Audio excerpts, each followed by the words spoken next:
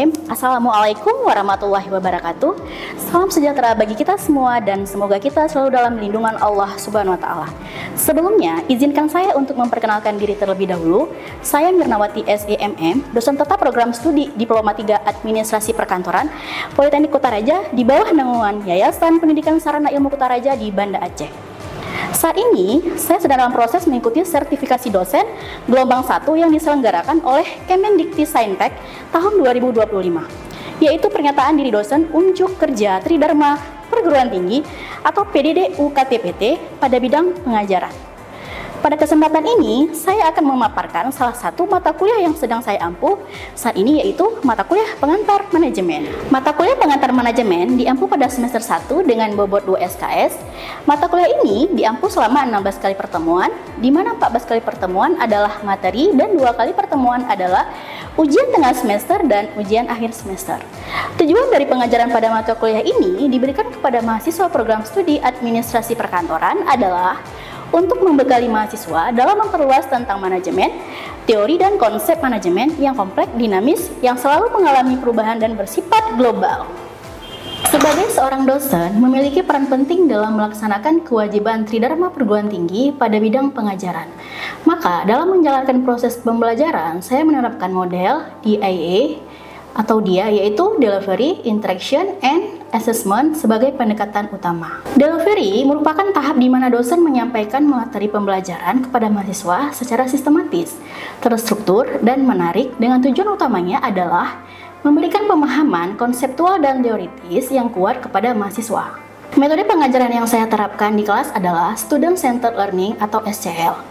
Pada metode ini, dosen berperan sebagai yang membimbing dan mengarahkan dalam proses pembelajaran.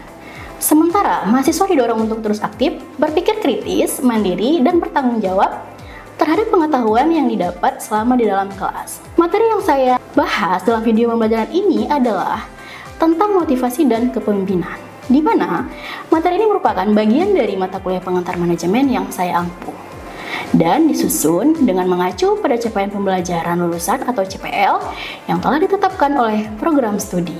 Melalui materi ini, mahasiswa diterapkan tidak hanya memahami konsep dasar seputar motivasi dan kepemimpinan, tetapi juga mampu melihat bagaimana kedua aspek ini berperan penting dalam menjalankan fungsi manajerial di berbagai organisasi. Pada mata kuliah pengantar manajemen ini memiliki 4 CPL antara lain sebagai berikut. CPL 1 menjunjung tinggi nilai kemanusiaan dalam menjalankan tugas berdasarkan agama, moral, dan etika. CPL kedua menunjukkan sikap bertanggung jawab atas pekerjaan di bidang keahliannya secara mandiri. CPL yang ketiga menguasai konsep umum kepemimpinan, kehumasan, akuntansi, dan manajemen sumber daya manusia. CPL yang keempat menguasai konsep umum, prinsip, dan pengetahuan operasional lengkap tentang aplikasi keselamatan, kesehatan kerja, dan lingkungan atau K3L di perkantoran. Dari 4 capaian pembelajaran lulusan CPL yang telah ditetapkan oleh program studi, maka pencapaian tersebut diturunkan ke dalam beberapa capaian pembelajaran mata kuliah atau CPMK yang lebih spesifik. Pada mata kuliah pengantar manajemen yang saya ampuh, khususnya pada pertemuan ke-13 yang membahas materi motivasi dan kepemimpinan, terdapat 4 CPMK yang menjadi sasaran utama pada pembelajaran antara lain adalah CPMK yang pertama, mahasiswa mampu memiliki pemahaman tentang konsep dasar manajemen. CPMK yang kedua, mahasiswa mampu untuk menerapkan prinsip perencanaan, pengorganisasian, pengarahan, dan pengendalian. CPMK yang ketiga, mahasiswa mampu menunjukkan sikap profesional kerja, tanggung jawab secara individu dan bersama tim. CPMK yang keempat, mahasiswa mampu menerapkan fungsi manajemen dan bentuk studi kasus. Dan yang terakhir, CPMK yang kelima, mahasiswa mampu menganalisis peran manajer pada tingkatan manajemen serta model gaya kepemimpinan. Selanjutnya, adapun model pembelajaran yang saya terapkan dalam proses pengajaran ini adalah gabungan antara case based learning atau CBL dan problem based learning atau PBL. Khusus untuk case based learning, pendekatan ini dilakukan menggunakan kasus-kasus nyata atau situasi spesifik yang relevan dengan materi pembelajaran yang kemudian dijadikan bahan diskusi oleh mahasiswa. Model ini bersifat student center, di mana mahasiswa didorong untuk aktif menganalisis permasalahan, berdiskusi, serta menyampaikan pendapat berdasarkan pemahaman mereka selama mereka belajar di kelas. Implementasi model ini dilakukan melalui pemberian studi kasus yang relevan dilanjutkan dengan presentasi kelompok oleh mahasiswa, dan diakhiri dengan tugas terstruktur sebagai bentuk penguatan terhadap materi yang telah dipelajari. Pendekatan ini tidak hanya melatih kemampuan berpikir kritis mahasiswa, tetapi juga mendorong kolaborasi, komunikasi, dan pemahaman yang lebih mendalam terhadap konsep-konsep dasar manajemen yang tentunya memiliki kolerasi dengan materi pertemuan ke-13, yaitu tentang motivasi dan kepemimpinan. Selanjutnya, model pembelajaran yang kedua yaitu selain pendekatan berbasis kasus, saya juga menerapkan metode Problem Based Learning atau PBL dalam proses pembelajaran. Metode ini merupakan strategi pembelajaran yang berfokus pada pemberian proyek nyata kepada mahasiswa sebagai bagian dari proses memahami dan menerapkan materi kuliah. Metode ini sangat efektif dalam mengembangkan keterampilan berpikir kritis, kreativitas, komunikasi, dan kolaborasi mahasiswa. Selanjutnya, interaction. Pada tahap ini menekankan kepada mahasiswa bahwa pentingnya dalam proses belajar seperti berinteraksi langsung dengan dosen, teman diskusi selama di kelas, melakukan tanya jawab, contoh studi kasus, kerja kelompok, dan kuis.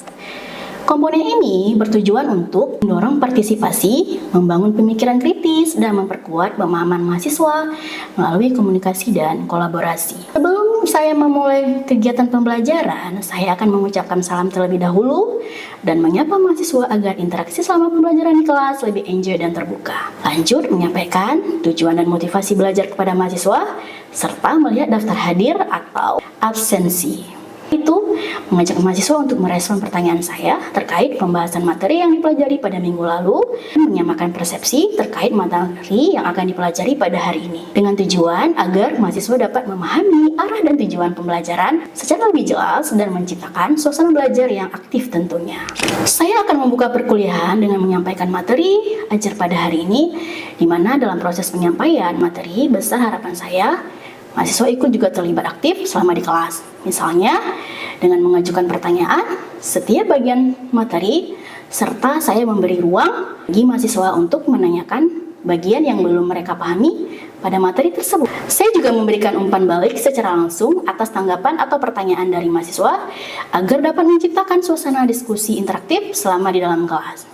Setelah selesai proses pembelajaran, saya mengajak mahasiswa untuk merangkum atau menarik kesimpulan dari hasil pembelajaran pada pertemuan tersebut dengan tujuan untuk memperkuat pemahaman mahasiswa terhadap poin-poin penting yang telah dibahas selama di kelas.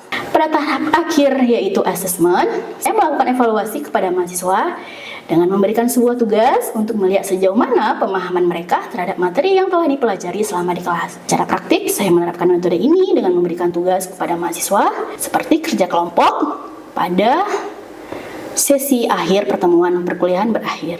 Setelah itu, tugas tersebut nantinya akan dipresentasikan pada pertemuan berikutnya. Tujuan saya di kelas melakukan cara ini adalah untuk mendorong mahasiswa melakukan eksplorasi materi secara lebih mendalam melalui pembelajaran mandiri maupun kerjasama dengan teman sekelompok sehingga terciptanya proses belajar yang lebih aktif dan kolaboratif. Pada indikator penilaian yang saya terapkan di kelas mencakup 3 ranah utama yaitu aspek kognitif, efektif, dan psikomotorik.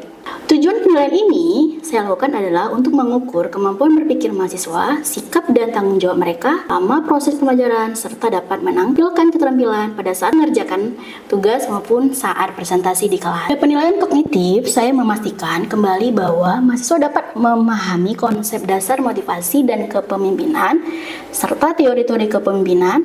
Selanjutnya, pada penilaian efektif adalah saya mengevaluasi berfokus pada disiplin mahasiswa dalam mengikuti perkuliahan, kerjasama, respon aktif dan tanggung jawab terhadap materi ajar tentang motivasi dan kepemimpinan. Dan yang terakhir adalah penilaian psikomotorik, yaitu saya menilai kemampuan keterampilan fisik dan tindakan nyata mahasiswa, misalnya tugas praktik keterampilan dan ketepatan dalam presentasi dan tugas proyek.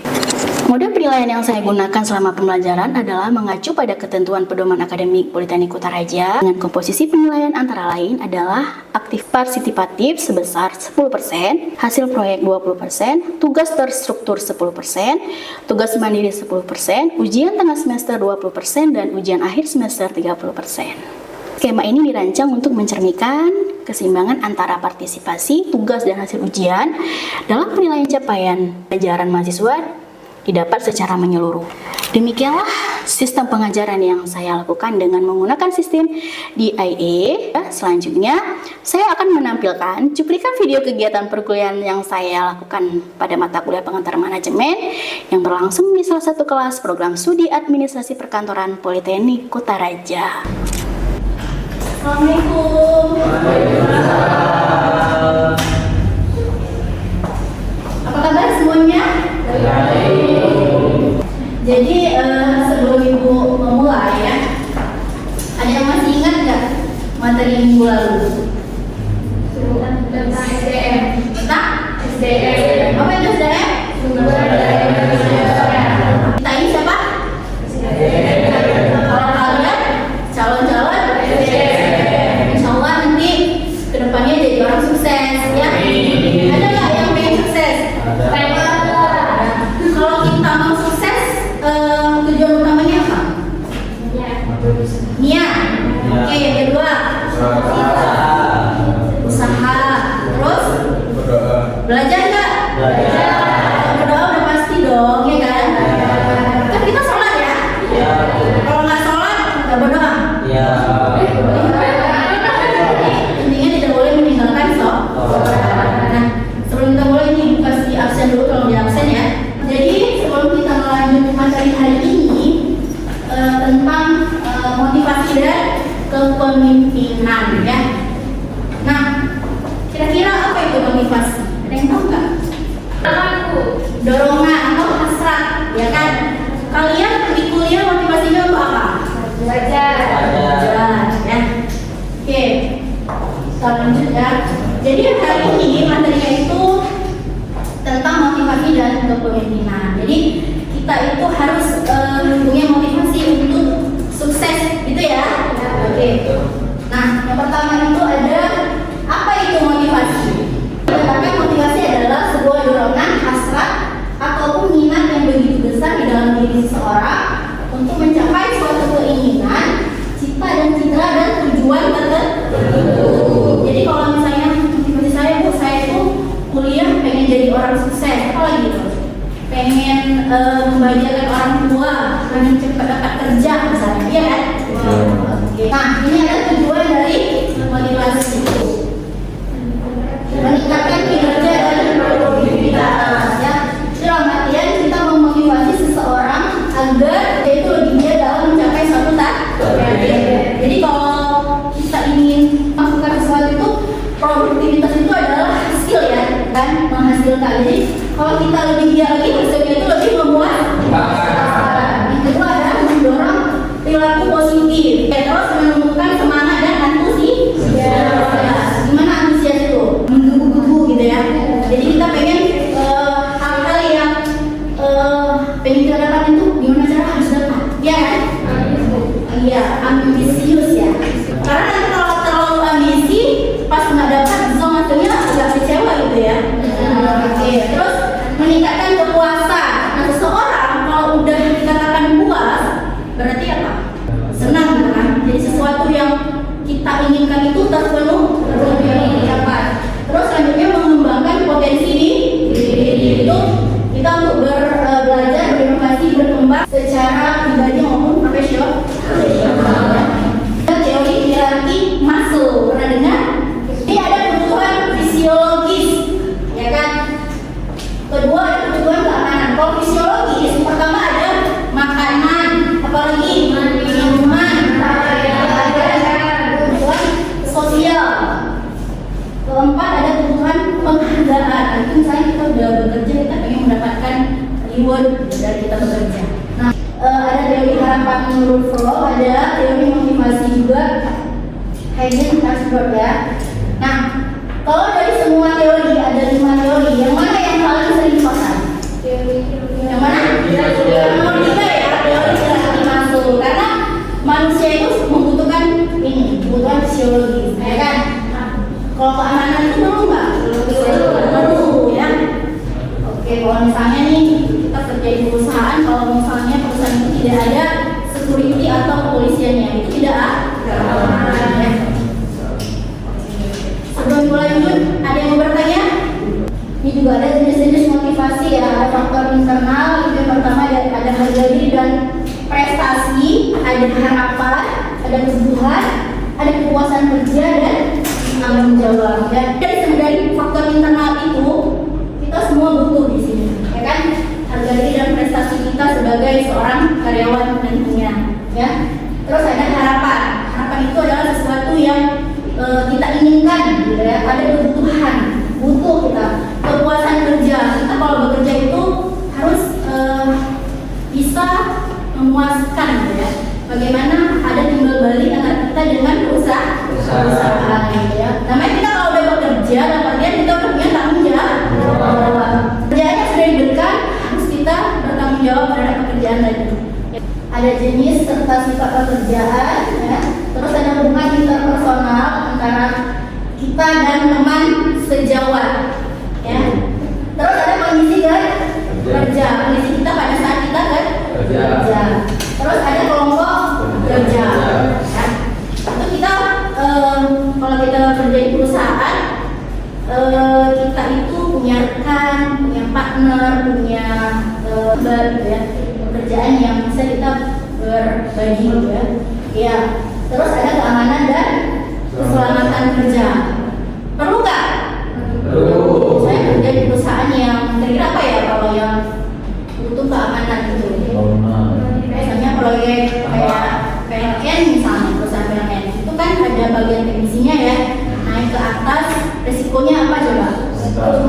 Kontak. Ya. Itu ada keamanannya.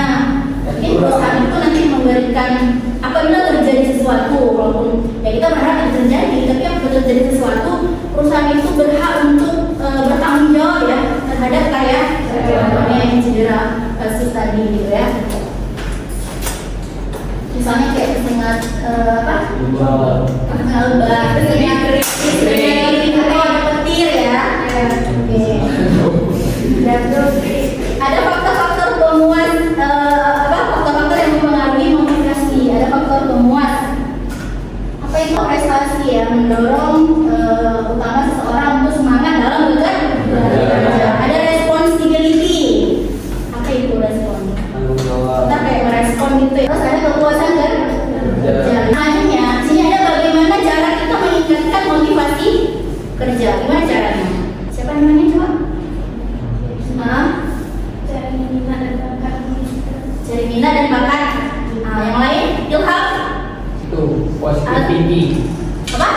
Positive thinking. Positive thinking. Kalau positive thinking itu tidak berpikir jelek ya. Yes. Terus belajar.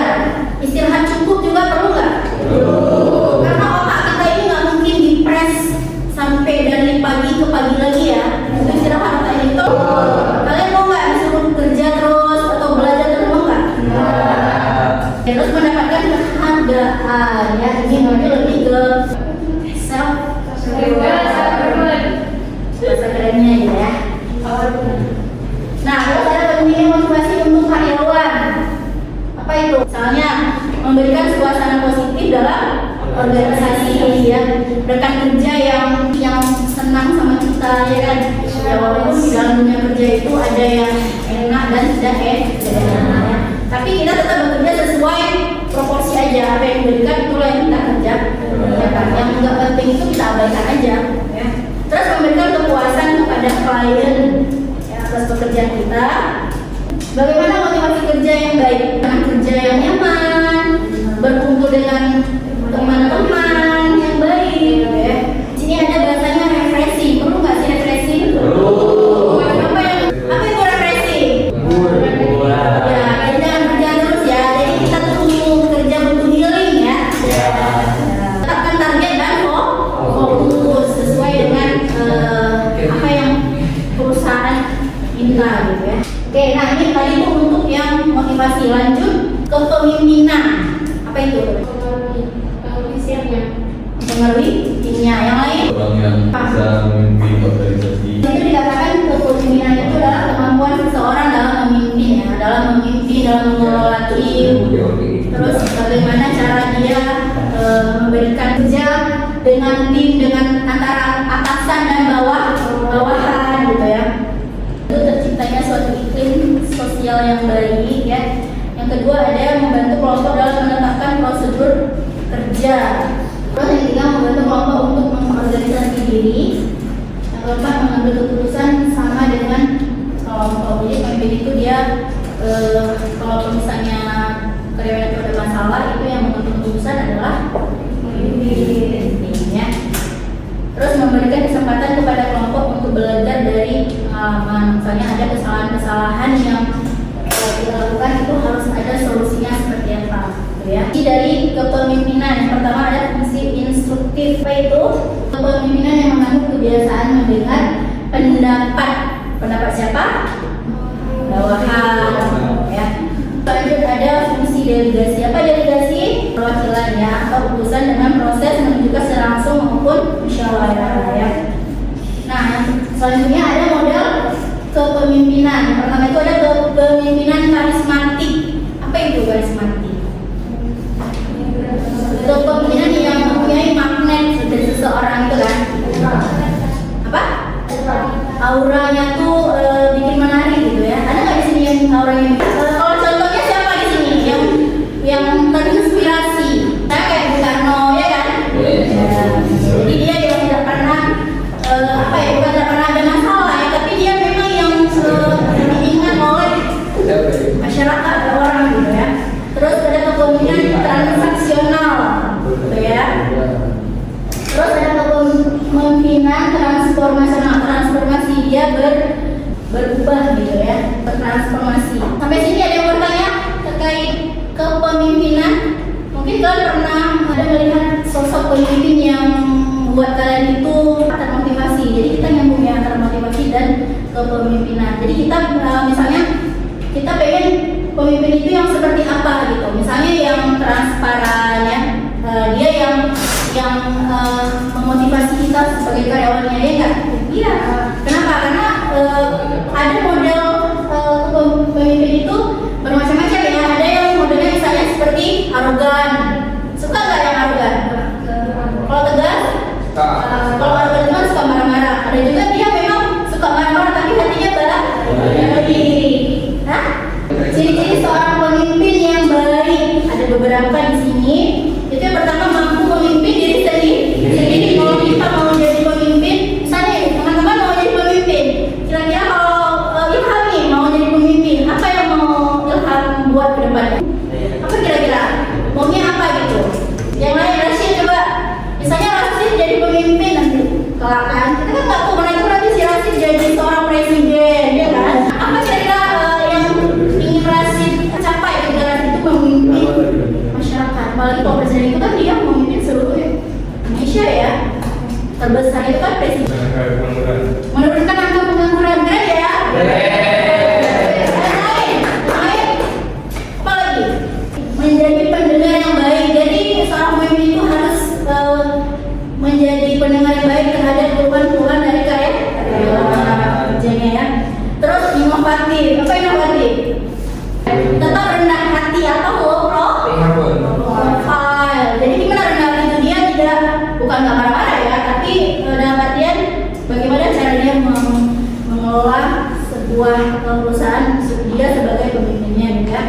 Terus ada peka terhadap masalah gitu ya, jadi aware lah gitu ya. Terus seorang pemimpin juga bisa beradaptasi dengan perkembangan zaman. Jadi ketika pekerjanya atau karyawan itu adalah Gen Z ya, bagaimana seorang pemimpin untuk apa istilahnya ya, mengokekan kemauannya Gen Z gitu ya. Ini enggak merangkul, karena Gen Z itu macam-macam ya tingkahnya. Jadi kita harus jadi pemimpin itu harus mengikuti zaman gitu ya. Kalau zaman kami dulu mungkin versinya beda lagi, zaman sekarang beda lagi.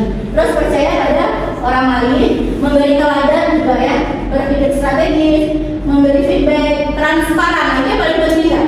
Ya, kenapa? Karena kalau kita bahas transparan itu kita lebih ke bagaimana tentunya itu terkait keuangan ya, sehingga tidak terjadi penyelewengan atau hal-hal yang tidak diinginkan. Terus merangkul semua seluruh anggota ya, peduli pada tim. Jadi kayak peduli itu gimana sih? Misalnya apa karena nggak ada masalah tapi kita datang gitu, itu nggak? Peduli itu seperti apa? Ya kita juga menceritakan, karena kita kalau bekerja itu kita semua manusia itu ada masalah ya, masalah pribadi. Boleh nggak masalah pribadi itu kita bawa di pekerjaan kita?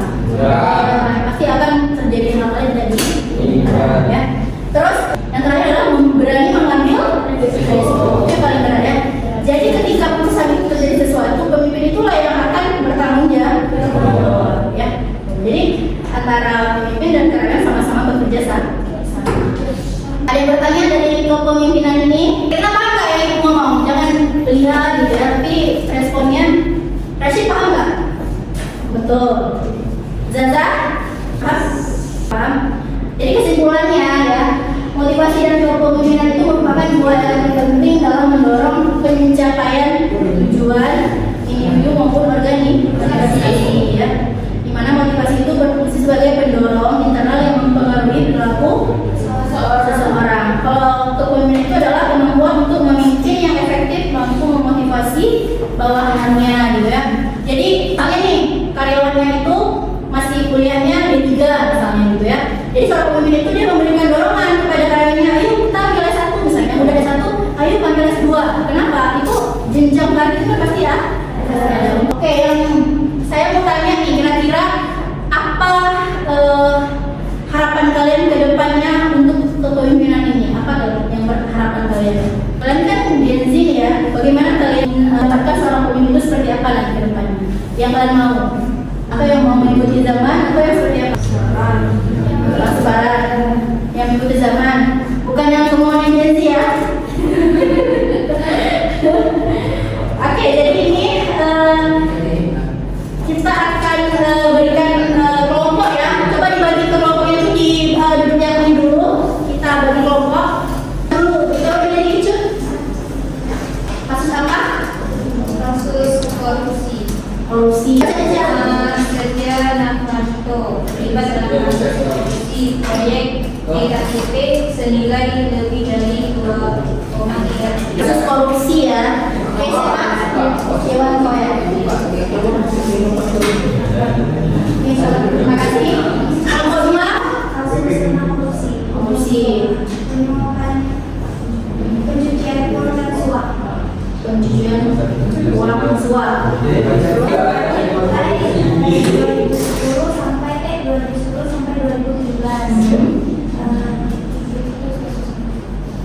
Terus Kasusnya juga uang suap dari kontraktor dan pengusaha untuk memuluskan proyek serta perizinan usaha di Kartan Negara. Jumlah uangnya 110 miliar. dan korupsinya 110 miliar. Jadi apa yang bisa kita dapat dari kasus tersebut kira-kira? Maksudnya apa yang kita apa Dampak kasusnya dampaknya tuh? merusak kepercayaan masyarakat terhadap pemimpin daerah. Itu membuat banyak proyek infrastruktur diduga penuh permainan. Dan membuka mata publik bahwa pemimpin muda dan populer tidak selalu bersih. Makanya tadi kenapa pemimpin itu ada yang harus pemimpin yang transparan. Kenapa ya? Karena kalau kita lihat kasus itu banyak itu silakan duduk. Kita banyak lihat kasusnya yang paling banyak itu adalah korupsi ya. Jadi kalian ini adalah generasi penerus bangsa ya ke depannya. Ya semoga kita belajar mengenai akibat korupsi ya. Ya apa kemarin itu? Korupsi miliaran korupsi. Nah itu semoga mendapatkan apa namanya ke depannya kalian harus bisa terapkan gitu ya. Jadi kalian sebagai pemimpin nantinya ya yang udah belajar itu harus mendapatkan. Jadi banyak kasus pemimpin itu adalah terkait adanya penyelewengan atau korupsi ya, dana suap segala macam itu udah hukum alam yang paling sering terjadi. Oke? Ya, semoga pembelajaran ini mendapatkan hasil yang bagus, mendapatkan ilmu yang baik untuk kedepannya. Ya, sampai ketemu lagi minggu depan. Assalamualaikum warahmatullahi wabarakatuh. Demikianlah penyampaian video pengajaran dari saya. Besar harapan saya, materi yang saya tampilkan dalam video mengajar ini dapat memberikan gambaran yang jelas bagi para reviewer serta dapat menjadi inspirasi bagi rekan-rekan dosen lainnya dalam mengimplementasikan kegiatan PDD UKT-PT di masa mendatang. Saya Mirnawati, pamit undur diri atas perhatiannya. Saya ucapkan terima kasih. Wassalamualaikum warahmatullahi wabarakatuh.